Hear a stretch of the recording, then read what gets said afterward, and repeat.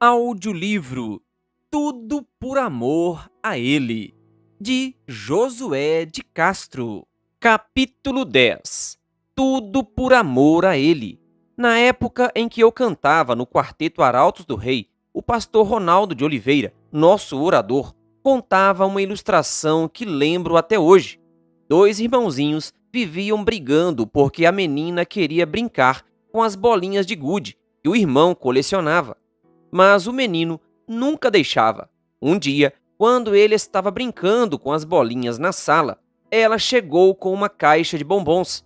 Ao abrir a caixa, ela exclamou: "Nossa, quantos bombons! Nunca vi uma caixa tão cheia desse jeito." O irmão olhou sem entender o entusiasmo da irmã e continuou brincando.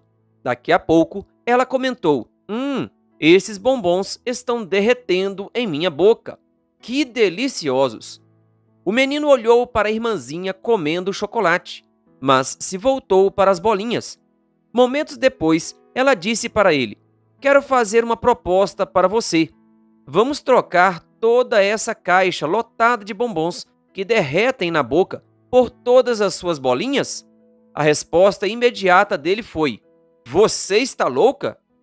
Mas, passados alguns segundos, a estratégia da irmã começou a fazer efeito.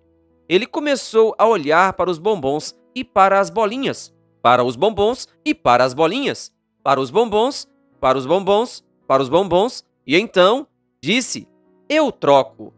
Enquanto o menino estava ajuntando as bolinhas para colocar no embornal, que é uma sacola de pano com alça, ele viu uma bolinha colorida que era sua favorita e pensou: "Esta bolinha tem que ficar comigo." E, à medida que ia colocando as bolinhas na sacola, ele foi escondendo devagarzinho a bolinha debaixo do sofá, sem que a irmãzinha percebesse. Quando ela pegou as bolinhas, saiu correndo para o quintal para brincar, feliz da vida. Aquilo parecia um sonho para ela. Enquanto ela brincava, seu irmão veio em sua direção, com uma cara meio esquisita, e ela já foi dizendo que não iria destrocar. O menino então perguntou em tom sério: "Você me deu todos os bombons?" Ela respondeu: "Claro que sim." Mas ele insistiu: "Você me deu mesmo todos os bombons?" Ela disse: "Dei sim, a caixa todinha. Não foi isso o que combinamos? Todos os bombons, por todas as bolinhas?" "Mas por que você está me perguntando isso?" Por que será que o menino estava perguntando se ela havia dado todos os chocolates? Você sabe a resposta, não é? É porque ele não havia dado todas as bolinhas. E como ele não entregara tudo, achava que ela também não havia entregado todos os bombons. Sabia que nós, seres humanos, somos bem parecidos com esse garoto?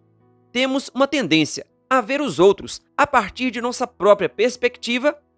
Se somos honestos e justos, achamos que as pessoas também são, e por isso, muitos são enganados. Mas se mentimos, sempre vamos ficar desconfiados de que alguém esteja nos enganando. Assim, acabamos projetando sobre o outro nossa própria experiência pessoal. Com frequência, nosso relacionamento com Deus é influenciado pela nossa perspectiva individual. Nós o enxergamos através de nossa própria lente. Quando não nos entregamos completamente ao Senhor e nos apegamos a algo de que não queremos abrir mão, como um pecado secreto ou hábitos que não estão alinhados com a vontade de Deus, projetamos nossa atitude em relação a Ele, como se Ele fosse igual a nós. Isso nos leva a pensar que, assim como nós, Deus também não agirá completamente a nosso favor, porque não entregamos tudo. Esse tipo de pensamento enfraquece nossa fé e confiança em Deus. Analisemos a vida de Abraão e como, em um momento crucial e dramático, ele demonstrou firmeza e determinação inabaláveis em Deus. O texto diz assim: "Depois dessas coisas, Deus pôs Abraão à prova e lhe disse: 'Abraão.' Este lhe respondeu: 'Eis-me aqui.'" Gênesis 22, versículo 1. A sentença, "depois dessas coisas", sugere que, antes desse momento, coisas aconteceram. Essa história começa a ser contada no capítulo 12 de Gênesis, quando Deus fez um chamado a Abrão para sair de onde estava para a terra que Deus lhe mostraria.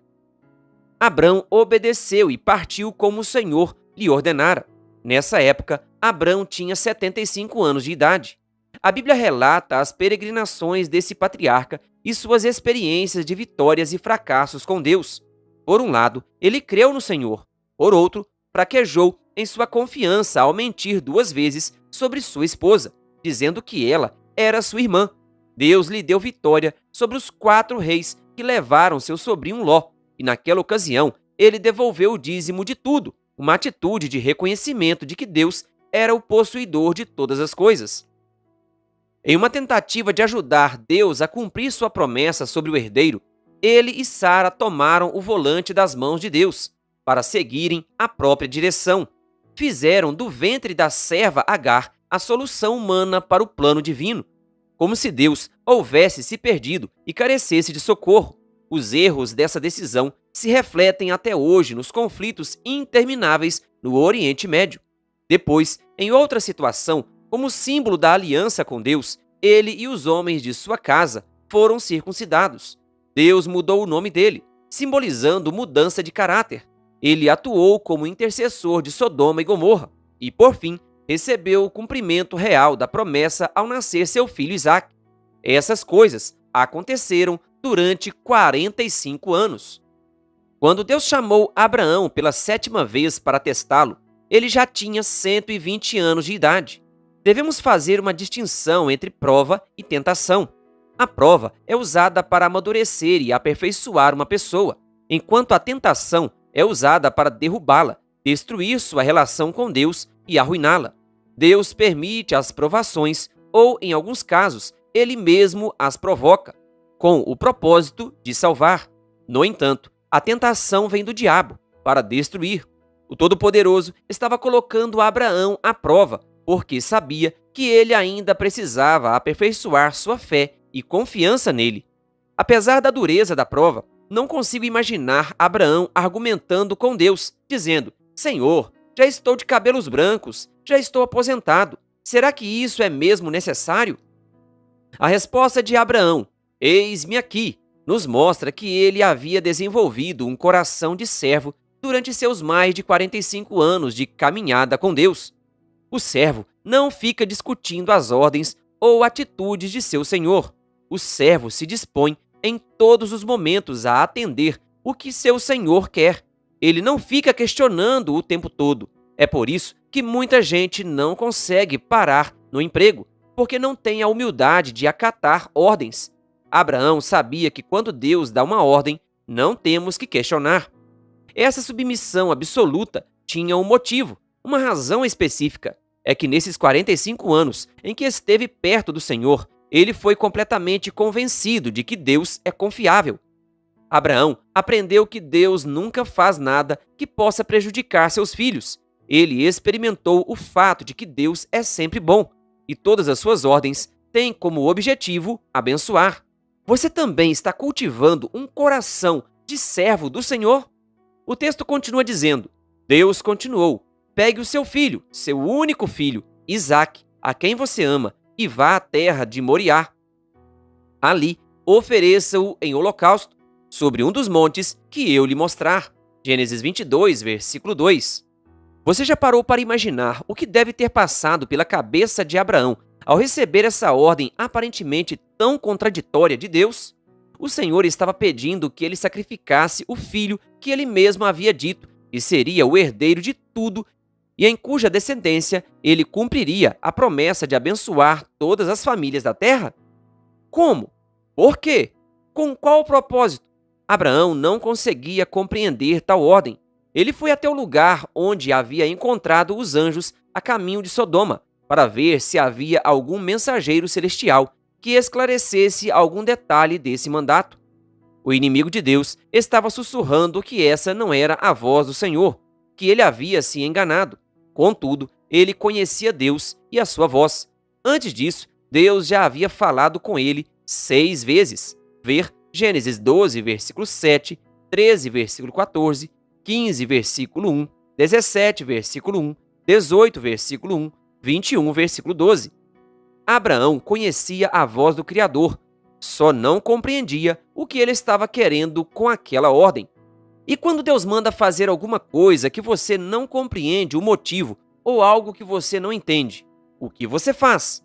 Por exemplo, quando Deus fala para você romper um namoro, perdoar alguém que falou mal de você ou ir para um lugar que não seria a sua escolha, como você reage? Abraão teve a seguinte atitude. Na manhã seguinte, Abraão levantou-se de madrugada e, tendo preparado seu jumento, levou consigo 2 dos seus servos e Isaque, seu filho, rachou lenha para o holocausto e foi para o lugar que Deus lhe havia indicado. Gênesis 22, versículo 3. Resumindo, quando Deus mandou, ele se levantou e foi. Agiu da mesma maneira como por ocasião de seu chamado, sem perguntar o porquê e sem pedir explicações. Essa pronta atitude de Abraão estava ancorada no conhecimento e na experiência que ele tinha com o Senhor, o Deus Todo-Poderoso, em quem podia confiar.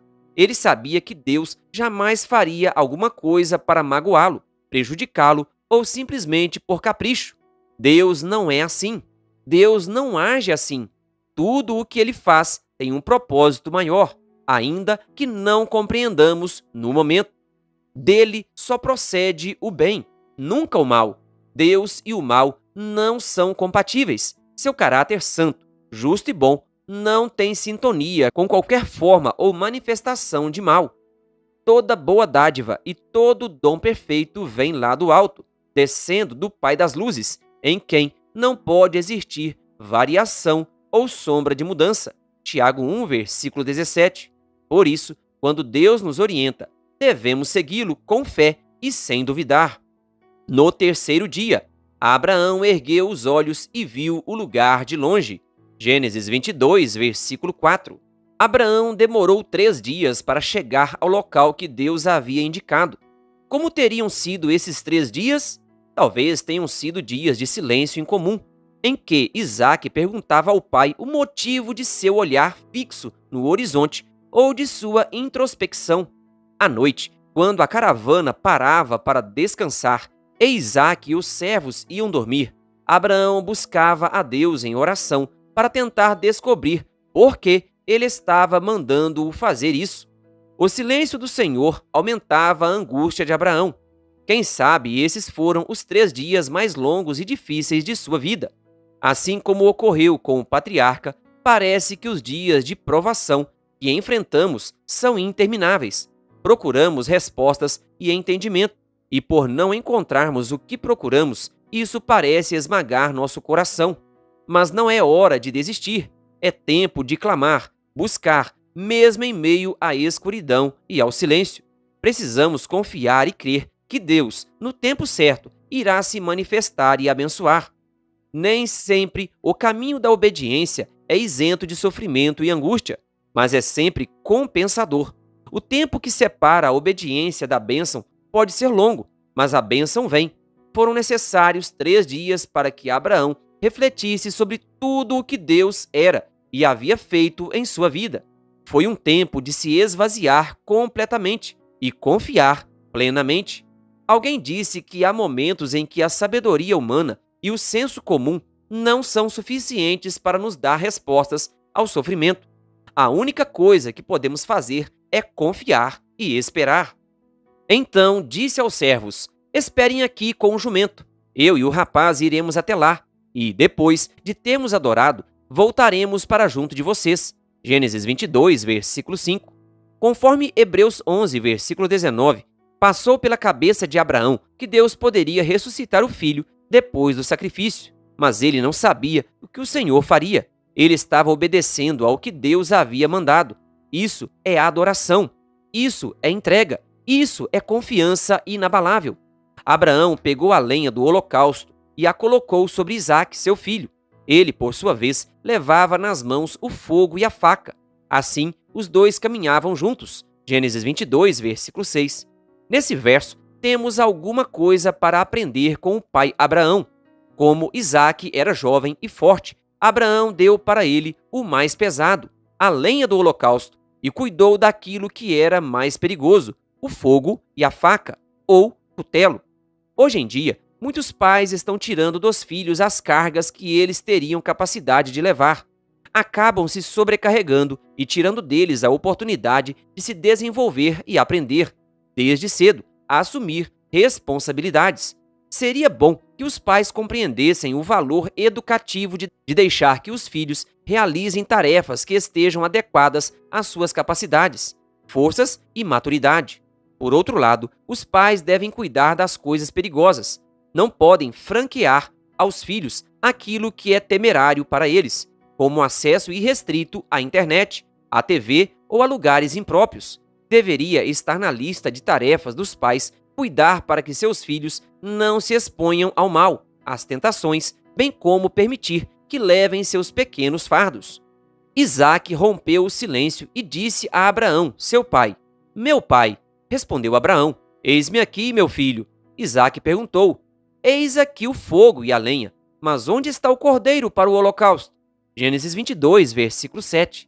É impressionante pensar na pressão psicológica que Abraão deve ter sentido naquele momento.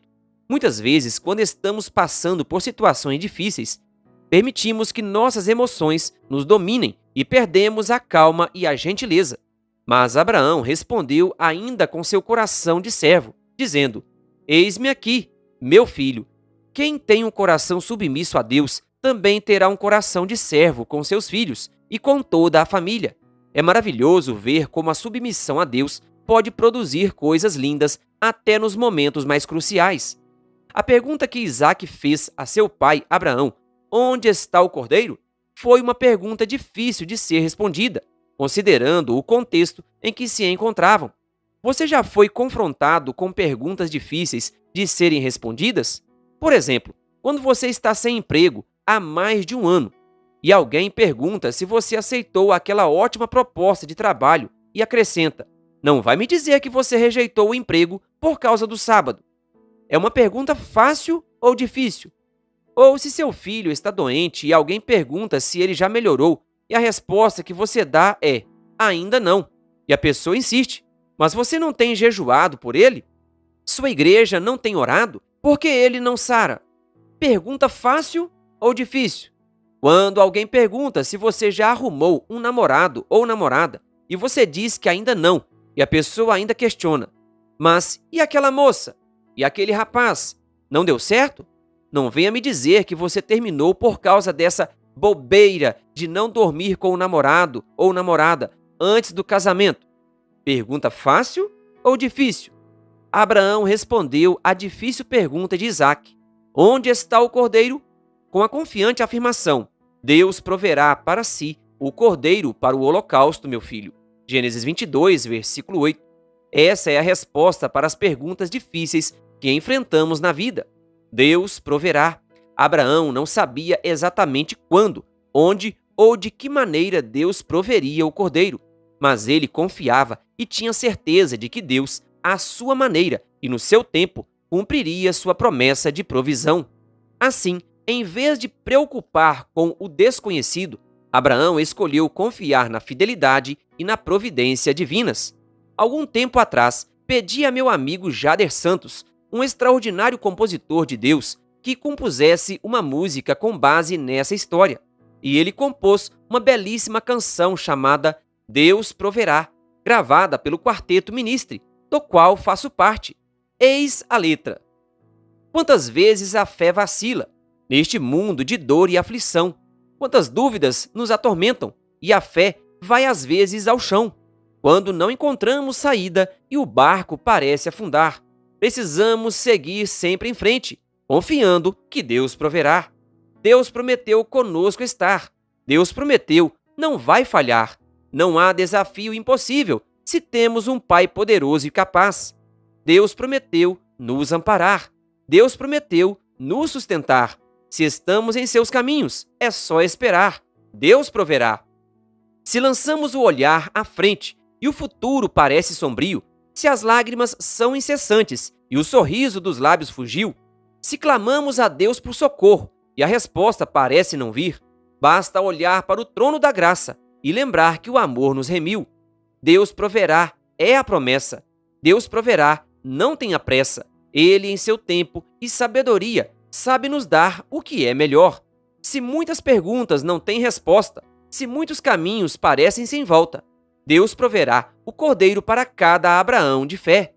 Essa música tem trazido conforto e bênção para muita gente. A resposta de Abraão deveria ser a nossa quando questionados com perguntas difíceis. Deus proverá um emprego, mesmo que demore. Proverá meu pão e minha água. Pela graça de Deus, serei fiel ao quarto mandamento de santificar o sábado. Deus proverá. Deveria ser a resposta para a cura do filho. Deus proverá a cura. Pode ser agora, mais tarde ou por ocasião da volta de Jesus. É Ele quem sabe quando. Mas vou continuar orando e jejuando, sim. Deus proverá um namorado ou namorada para mim. Vou continuar sendo fiel ao sétimo mandamento. Não sei quando, mas vou continuar orando e procurando. Deus proverá. Essa é a resposta de fé. Há momentos na vida em que a dor bate à porta, a tristeza invade o coração e o medo quer ficar. Então, vem a pergunta: onde está a solução? Como resolver?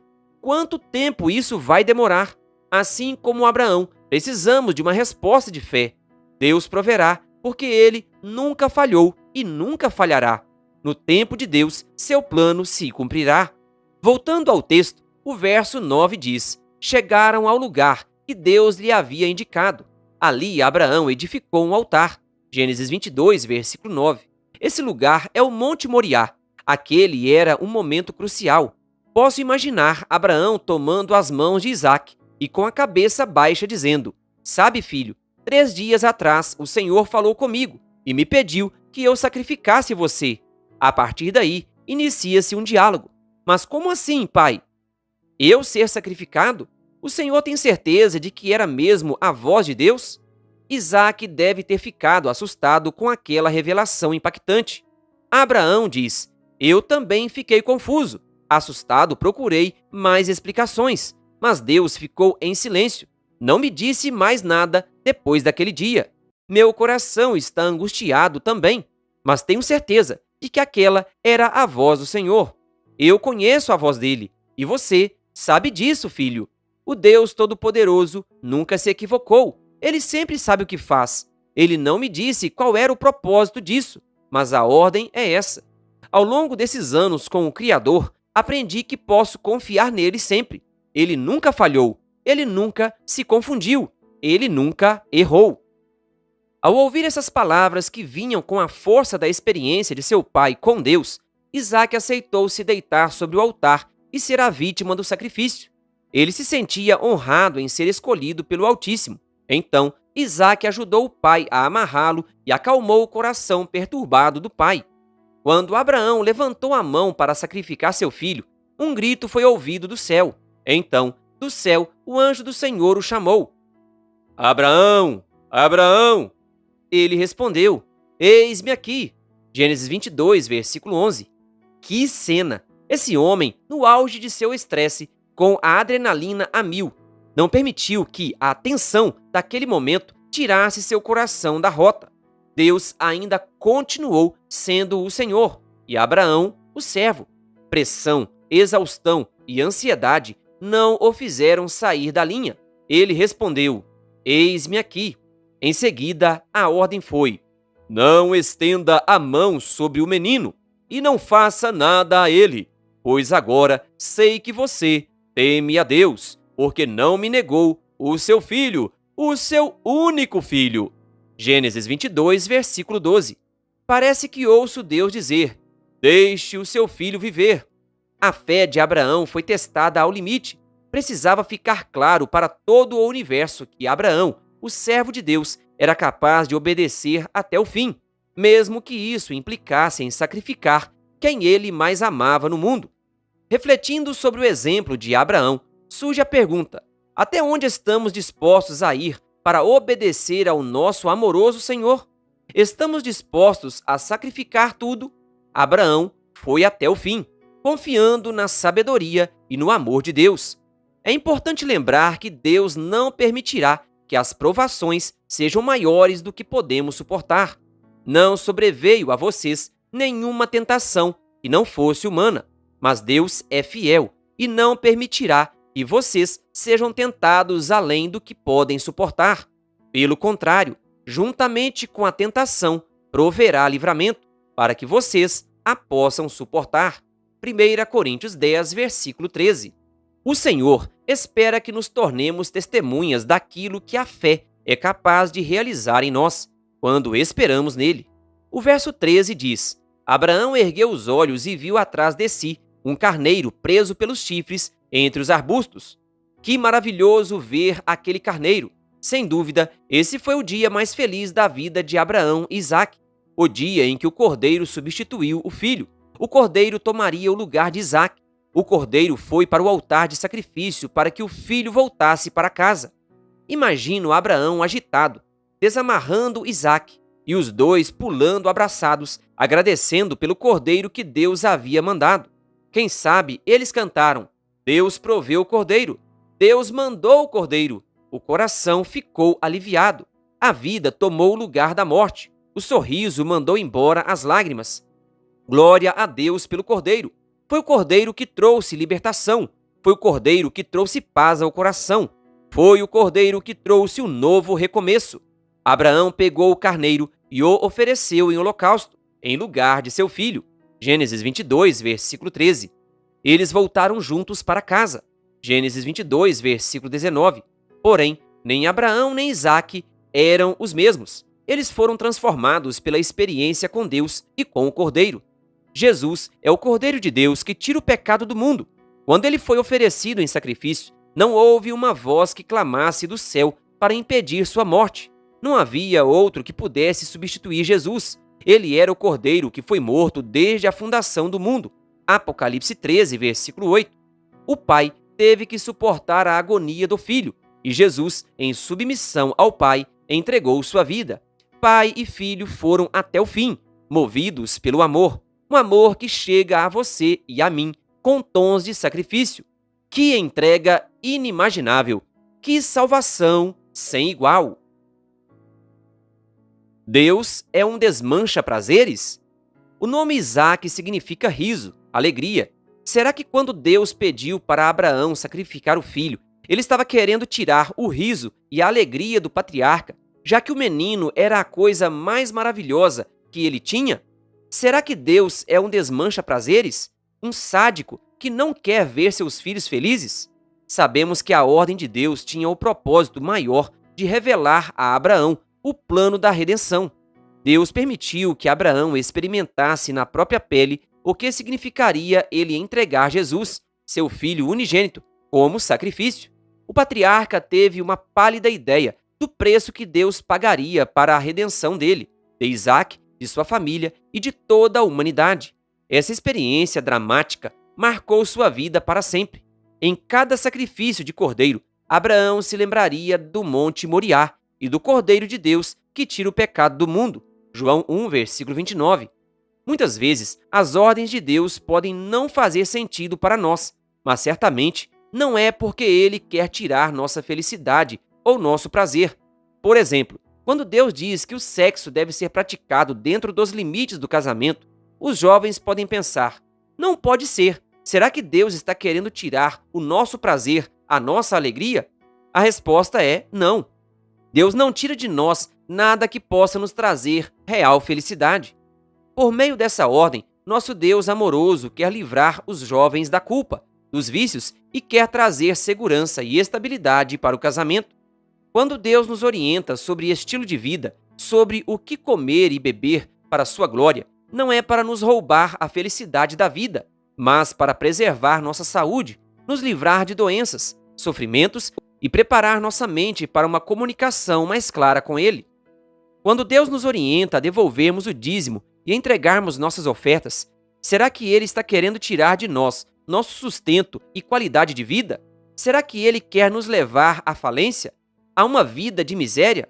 Claro que não. Jesus diz: eu vim para que tenham vida e a tenham em abundância. João 10, versículo 10. O Senhor tem um propósito muito maior que nossas finanças. Ele quer nos conduzir a uma vida de fé e confiança nele. Sua intenção é que saibamos que é Ele quem nos sustenta, que somos dele e que Ele vai cuidar de nós. Ele quer nos conduzir a uma experiência de adoração completa, através dos dízimos e das ofertas. Deus deseja que sintamos a alegria e o privilégio de trabalharmos com Ele no resgate e na salvação do ser humano. Ele sabe que é isso que trará sentido e alegria à nossa experiência. As ordens de Deus são sempre uma fonte de bênçãos, mesmo quando parecem loucura aos olhos do senso comum. Abraão descobriu em mais uma etapa de sua jornada com Deus que não importa por onde o Senhor nos conduza, seus caminhos sempre nos levam a um bom destino. Cabe a nós crer e obedecer. Meu filho, durante a pandemia da Covid-19, nosso filho Jonatas foi infectado por esse vírus. Na primeira semana, ele se tratou em casa, mas depois foi internado no hospital por causa de uma febre persistente. Na sexta-feira, durante o culto de pôr do sol, decidimos orar de hora em hora por nosso filho, colocando o relógio para despertar, e assim passamos a noite, a madrugada e a manhã orando. No sábado de manhã, por volta de 11 horas, recebemos a notícia de que Jonatas estava sendo levado para a UTI, o que nos deixou muito preocupados e com o coração apertado. No entanto, percebemos que havia sido Deus que nos impulsionara a orar de hora em hora, para que estivéssemos mais preparados para esse momento e para a proteção do nosso filho. Seguimos orando por todo o sábado, domingo, segunda, intercedendo por ele e por todos os doentes. Ele continuava em tratamento intensivo para tentar superar a doença. Na terça de manhã, quando estávamos em oração, nos demos conta de que nossas preces eram para que Deus curasse nosso menino de 33 anos e que o levasse de volta para sua casa, esposa e filhinha. Percebemos que não havíamos entregado nosso filho completamente a Deus, para que ele fizesse a sua vontade. Tínhamos um medo oculto de que, quem sabe, Deus achasse melhor que nosso filho descansasse, e nosso coração de pai e mãe fugia dessa possibilidade, mesmo que de maneira inconsciente. Em choro arrependido, pedimos que Deus perdoasse nossa desconfiança e colocamos o Jonatas nas mãos do Senhor para a vida ou para a morte, conforme sua soberana, amorosa e sábia vontade. Levantamo-nos em paz. Continuamos orando e confiando nas providências de Deus. Na sexta-feira seguinte, recebemos a notícia de que Jonatas havia recebido alta do hospital e estava indo para casa. Nessa experiência, percebi que, mesmo como pastor e já tendo pregado tantas vezes sobre a fé em Deus e a completa entrega da vida a Ele, vacilei em minha confiança naquele momento de prova. Mas o Senhor foi misericordioso conosco e nos levantou. Ao contrário do menino que escondeu a bolinha preferida, Abraão entregou tudo e saiu com a garantia de que Deus entregaria e faria tudo por ele. O texto bíblico nos diz: aquele que não poupou o seu próprio filho, mas por todos nós o entregou, será que não nos dará graciosamente com ele todas as coisas? Romanos 8, versículo 32. Deus está chamando você para entregar tudo a ele: seu tempo, seu corpo, suas habilidades, seus recursos, sua família, seus sonhos e sua vida. Entregar tudo, sem reservas, vai ajudar você a confiar no Senhor, e fará tudo por você. Não tenha medo de entregar tudo, pois Deus já entregou tudo. Tudo de mim, em resposta ao tudo de Deus. Que tal fazer essa entrega a Ele agora? Querido ouvinte, que Deus lhe abençoe. Tome hoje esta decisão.